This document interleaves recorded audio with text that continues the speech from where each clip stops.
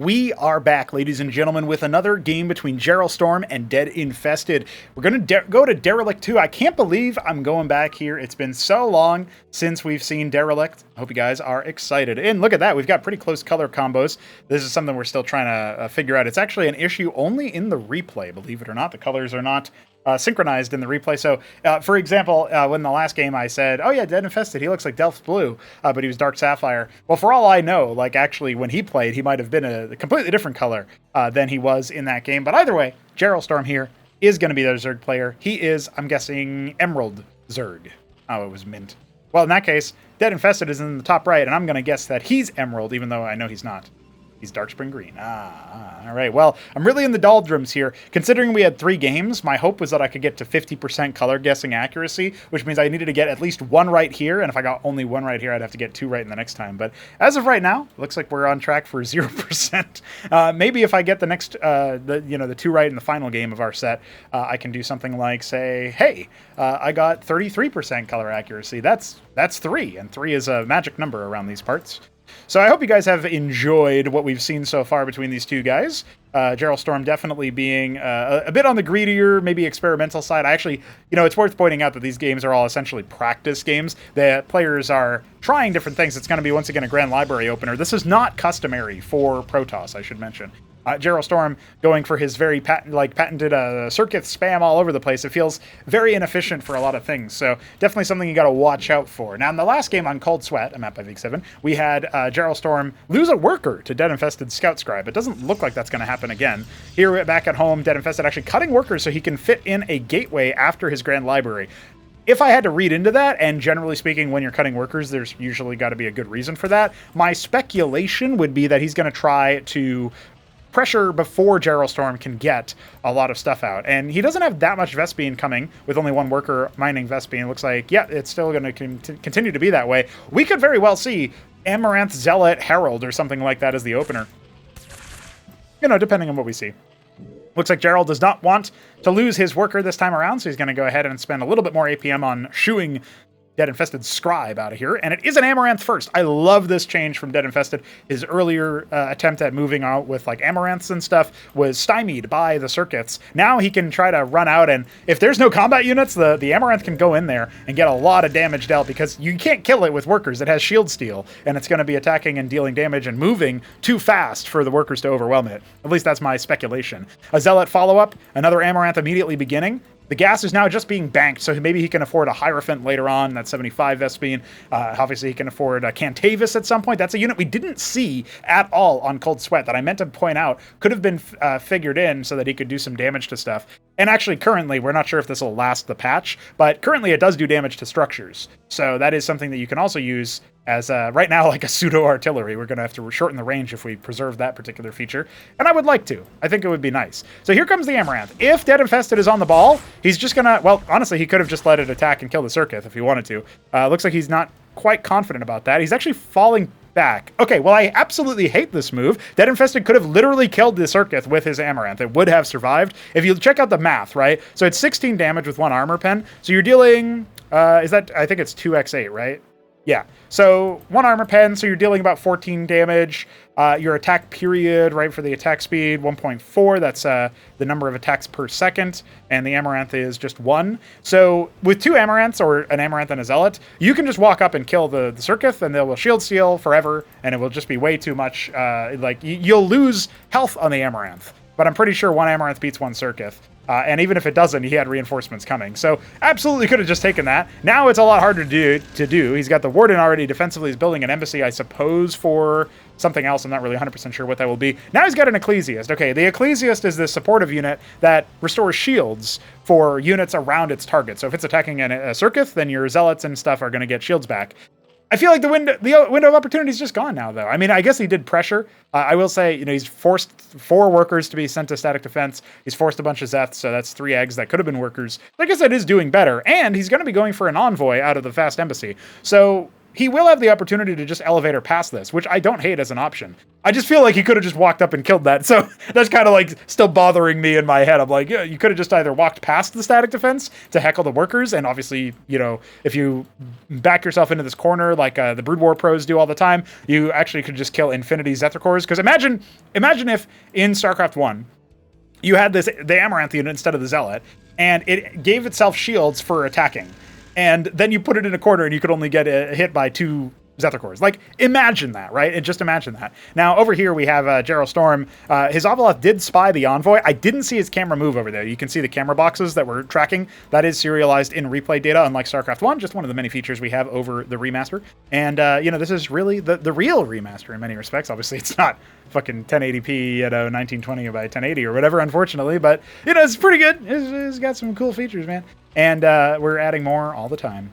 This being said, this does look like, you know, Jarrell is a little bit conscious of this, so he must have seen the Envoy after all. Maybe I missed the camera box flicker over, or maybe he just saw the flying thing and said, oh, a flying unit. You know, that could have also been it. So here we go. We're going to go ahead and unload some of these units. You see Protoss units do take up a decent amount of transport space, so, you know, there was maybe an opportunity for Jarrell to pounce on this, but it looks like for now, he's mostly just going to go ahead and be... He's not actually under threat right now. In fact, he's pulled some of the Quasis away. What is the combat situation looking like? It's mostly Quasilisks. So if he can get all of the Amaranths out here, then he can be in for... This is a lot of potential pain, honestly. Like, I could absolutely see this working out very nicely. That being said, JarrellStorm does have 3 Gorger cores coming, and there's only, for anti-air, there's 2 Ecclesiasts. That's not going to be enough. So we'll see how much damage this attack force can actually do. I would love for DeadInfested to be able to snipe the Zorka's Shroud. There we go. The first engagements are going to come out. The Amaranth's getting a lot of damage out here. Definitely go after those Larvos, because those are very expensive gas-costing units. The Zorkas did get a little bit of a heckle going on here. But now that the Gorger cores are out, the Ecclesiasts are going to get splashed to death eventually. We need to see DeadInfested make the most out of this drop, I think. Those Ecclesiasts taking a very long time to finally fall, courtesy of their, obviously, they're healing their own shields during that process. We are going to see a bunch of workers end up getting absolutely mincemeated. The Quasi's also not faring too well versus all of the Amaranths, but they are eventually going to fall, courtesy of that splash damage. And I would love to see DeadInfested get some more like infrastructure-based kills. You know, stopping the Larvos, forcing a rebuy, that's going to delay tier 2 and do all sorts of other things. We'll take a look at the Protoss base after this, but I kind of want to see what the aftermath is. It does look like more workers are dying. DeadInfested still down in workers, but remember what I talked about in the last game. If you missed that one, definitely check that video out. I always link the previous cast over in the description. The Zerg needs... I can't believe that happened. The Zerg needs more effective workers, slightly. Unfortunately, that Envoy is going to go down. That would have been nice to save. In order to compete, right? So the Zerg does need a little bit more than that. Here's the pylon to repower that. He is going to need to repower his embassy, his Ardent Authority, and his Grand Library, so that's a little awkward. Adding, what, matrices and an engram. Okay, that's going to be anti-Gorger core. So he's definitely fought with that before, and I'd love to see he's getting some Hierophants. That makes sense. Yeah, dude, you got to repower your structures, homie. No, your Grand Library too, homie. Is he going to do it? Does he know? I don't think he knows. Gorger cores coming into the natural. Remember, all the static defense, obviously, they're going to be fine for the main, but he's going to need to watch out for 8 Gorger cores coming into the nat. Is he just going to allow him to kill the Nexus? That's like the #1 thing you can't have him do. Positron out for splash damage. Classic move. We really could use a Cantavis or some more Atriuses, but the Grand Library is still unpowered. See what DeadInfested is thinking about. Wants to maybe get that shield regeneration going. He'll kill the Avaleth at the very least. Or no, he'll just force it away. Yeah, there you go. Remember, the Atriuses do deal splash damage, so they are going to be pretty effective here. There's a Positron out as well. He needs to fall back to that engram in the main, but his SimCity not exactly operating super well for him. Yeah, he was trying to get to the static defense over there, but, you know, was it enough? Let's see. Positron still dealing some damage. Remember, the splash damage is going to be really good here. You know, those are very bruised Gorger cores. This is like a slow-moving Muta harassment, and he doesn't have the Stargate, so he has no land effects. Yeah, that Nexus looks like it will end up getting chowed down on. At the same time, the Zerg is taking a third base, has a lot of static defense set up, as per usual, as we would expect. Cantavis now on the way. Feels like a little bit late. That's the High Templar, for those who are uninitiated, and the Iris is down. Well, he didn't get really any worker kills in the main, but he does have 60 workers to 26 because he's just powered behind that. And that is a little bit unfortunate because I do feel like DeadInfested had the game in the bag for this particular setup. And he had all the tools necessary, but like that pylon wasn't in place for so long. Now he's got the Cantavis. Okay, we can cook with that a little bit, but it's looking a little dicey, right? It's looking an itty bitty, itsy bitsy bit dicey. I would not want him on the extremities either, because if you don't have great reaction time, then, the Gorga cores could come by, and then you're like, oh, I guess I lose my Cantavis. That was my sort of, ace in the hole, so to speak. And DeadInfested now is, I know he's been struggling with this versus the Shambler's Terran, who's been opening Wraith a lot. I guess they've been talking about how, and we might see some of these games as well, if DeadInfested doesn't mind them being cast.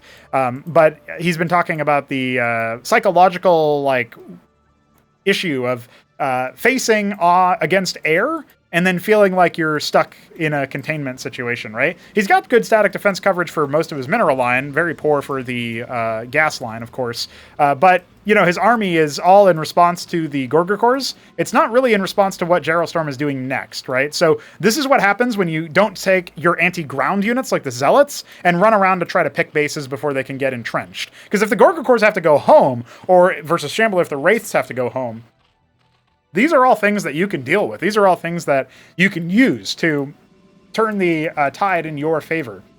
It's just the same way with hit-em-ups Aurora builds, which we haven't showcased on the channel yet, but at some point I'm sure I'll get a replay that is entertaining of that. The hit-em-up Aurora build where he goes Mass Stargate and only builds air units, that's one of the ways that you can defeat him, besides just building a force that can deal with all the air. Man, JarrellStorm going for all of the circuits again. That actually really did hurt him in the previous game. So the fact that he needed Tier 3 to get out of that last situation on Cold Sweat was quite surprising. But it does look like he's about to run away with this particular game. I mean, you're talking about a worker differential here. It's quite significant. So this one might not be as entertaining as the Cold Sweat game. We'll see if he even needs Tier 3 for it. But I guess he's running towards it pretty soon.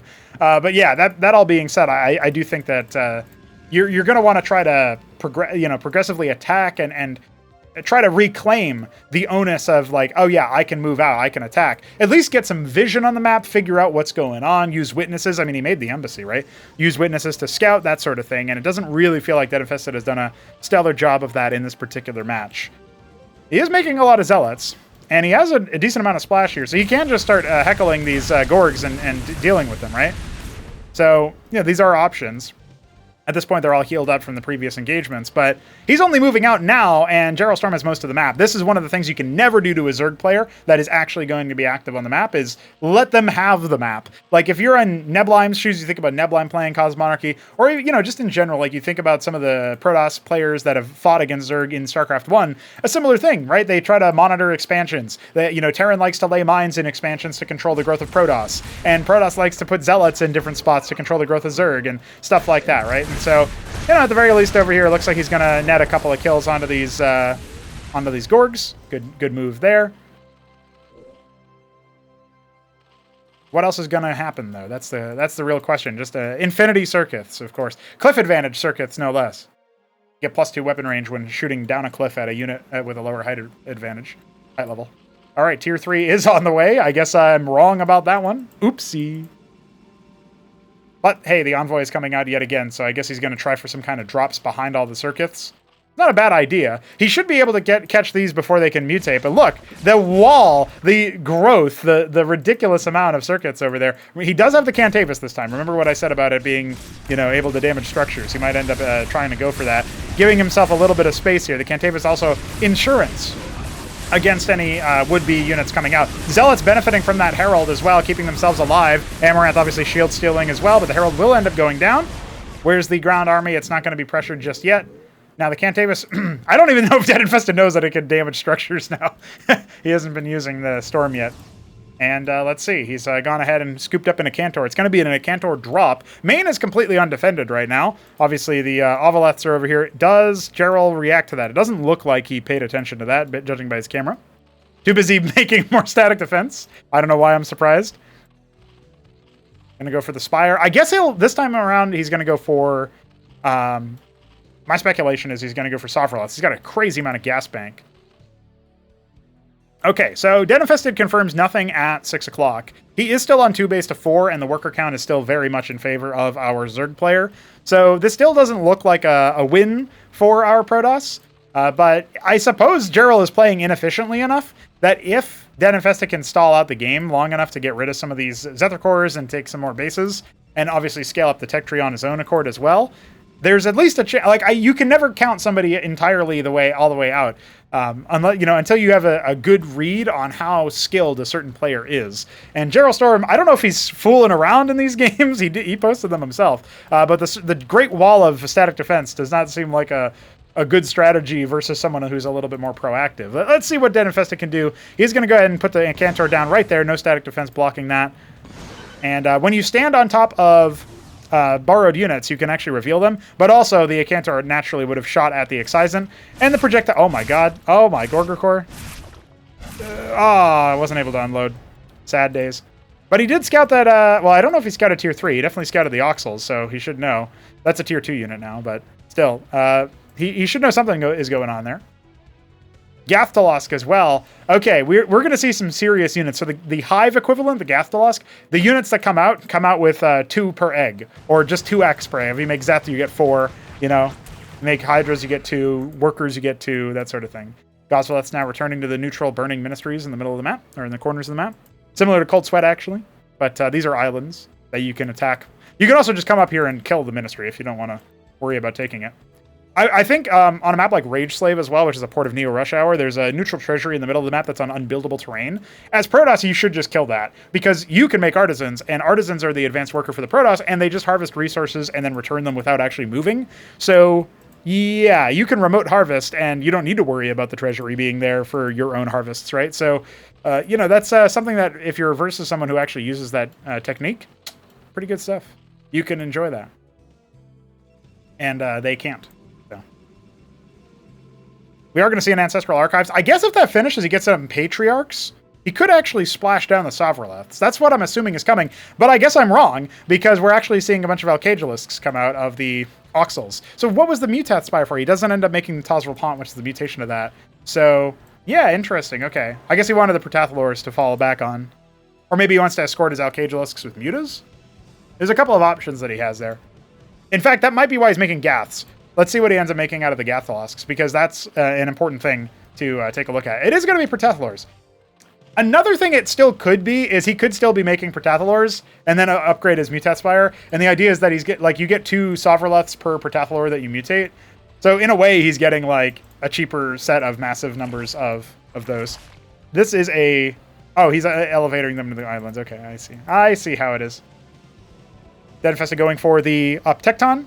Artisan coming out of the embassy. Yeah, this is definitely a game where like it's almost like a who can be more passive, right? And DeadInfested was kind of cowed by the early Gorger Core attack, and then the not really able to get up to a good economy comparatively to Jarrell. And then Jarrell just sat back, made like 40, no, I think at least 50 circuits. I guess we can count them, right? And then oh, maybe I'm wrong. No, yep, there's the 50th. Yeah, just put this in the thumbnail, I guess. But yeah, that's absurd, shall we say. I don't know if that's necessary. And now he's making the tier 3 units. So he's living out the Zerg fantasy. It was Hitamup who said that if somebody gets to tier 3 in a game, it's because the other person is trolling, or because they are trolling. Like one of the players is trolling.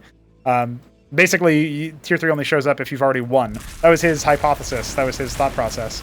Utter devastation on the 3rd base before it can really even see any light of day. And DeadInfested kind of caught out in the middle of nowhere. Had no idea his opponent was on tier 3. His Uptecton! Oh no, not the Uptecton! Well, it did end up getting a couple of shots out at the very least. Before it was unceremoniously shown off. I was going to say executed, but actually it did end up leaving as well. Did the Cantavises die? The Cantavises are caught in the middle of the map. That's so sad. We didn't even get to see a Psionic Storm. That's DeadInfested GGing out of this game. What a rough one for him.